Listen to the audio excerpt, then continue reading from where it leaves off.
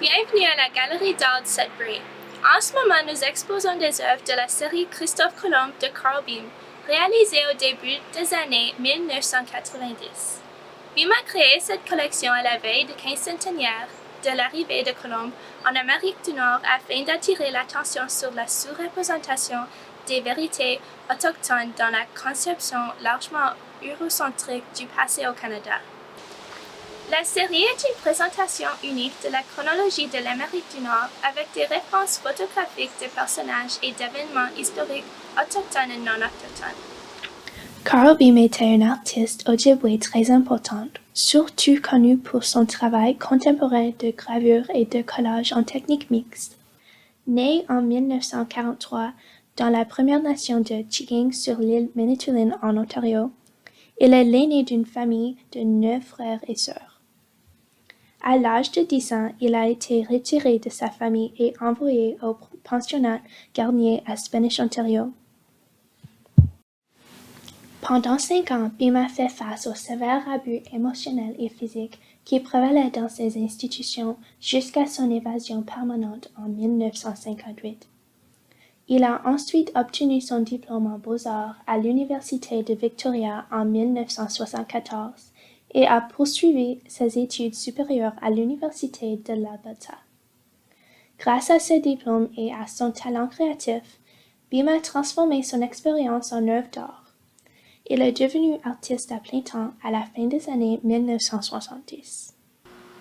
La majorité de l'œuvre de Carl Beam explore la relation autochtone et colonialiste en Amérique du Nord à travers la lentille de ses propres expériences de vie, mais aussi avec l'intention d'objectivité et de perspective multiculturelle. Plus que ça, il a exploré des idées sociétales et philosophiques sur l'être humain ainsi que les influences des contextes culturels et historiques.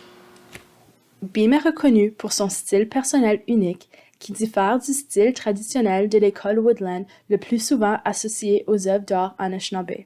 Son art ne se limite pas à un seul médium, mais couvre un large éventail de formes créatives, notamment le transfert de photos, l'impression, la peinture, la céramique et, ce qui est le plus connu, les collages de photos en technique mixte. Il est reconnu comme l'un des artistes les plus importants du Canada et le premier artiste autochtone à avoir ses œuvres achetées par le Musée des beaux-arts du Canada en tant qu'œuvre d'art contemporain. Son approche d'expression créative est née de son désir de partager ses idées et ses perspectives d'une manière qui s'adresse au grand public nord-américain. Il évitait d'être catégorisé comme artiste autochtone en raison des attentes que cette classification imposait quant à la nature de son art. La série Christophe Colomb, composée de 12 gravures à grande échelle, est l'une des collections les plus célèbres de Carl Beam. Il s'agit d'une série de son plus vaste projet multimédia de Christophe Colomb, auquel il a travaillé entre 1989 et 1992. Les 12 pièces de la collection commune à la Galerie d'art de Sudbury sont les premières de 20 éditions imprimées. La collection comprend des représentations de personnages célèbres tels que Jésus-Christ, Louis Riel, Sitting Bull, Abraham Lincoln, Albert Einstein, Martin Luther King et John F. Kennedy qui ont été martyrisés, poursuivis et exilés. Ces images sont utilisées pour créer un commentaire symbolique concernant l'hypothèse de la supériorité d'une vision sociétale du monde sur une autre.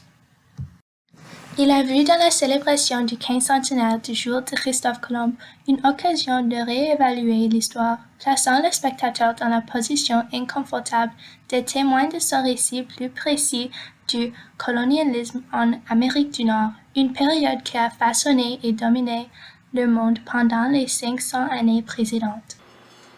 Beam est connu pour créer de l'art lié à ses préoccupations mondiales, dans le but d'informer et d'engager les spectateurs plutôt que de les aliéner. Aujourd'hui, près de 20 ans après sa mort en 2005, l'œuvre de Beam continue de résonner dans le voyage vers la vérité et la réconciliation.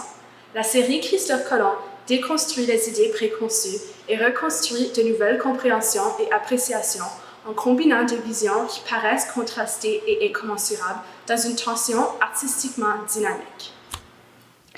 Il a laissé un impact durable sur le monde de l'art et la conscience historique au Canada.